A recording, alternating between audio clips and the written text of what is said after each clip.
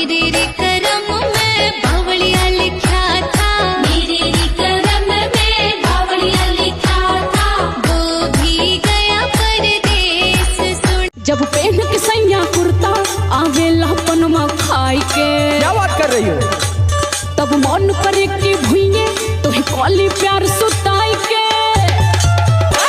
जब पहन के सैया कुर्ता आवेला धैला धैलो प्यार ठोना ढागल कटोरा में, अरे छाल ही पड़ गइल बा। चढ़ जाई ह छत पाया कोरा में, कूदी जाई ह जान सीधे कोरा में।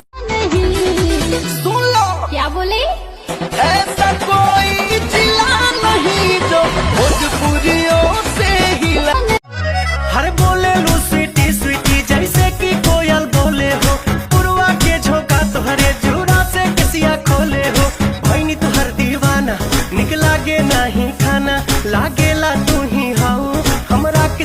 ए सोइया सोनावा कैसी करिया दिल्ली शहर से लइहा, ए राजा सोनावा कैसी करिया दिल्ली शहर से लइहा।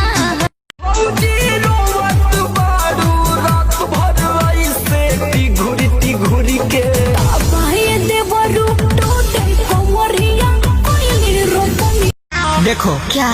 मैं तुझको साफ साफ बोल रहा हूँ, हाँ वीडियो भी बना रहा हूँ। हाँ हाँ, ड्राइवर साहब भी है और ये भाई साहब भी हैं। हम तुमको भगा कर लाए हैं जी। तू मुझे भगा कर नहीं लाया है, समझा ना? हम तुमको भगा कर लाए तो इसमें क्या बुराई है?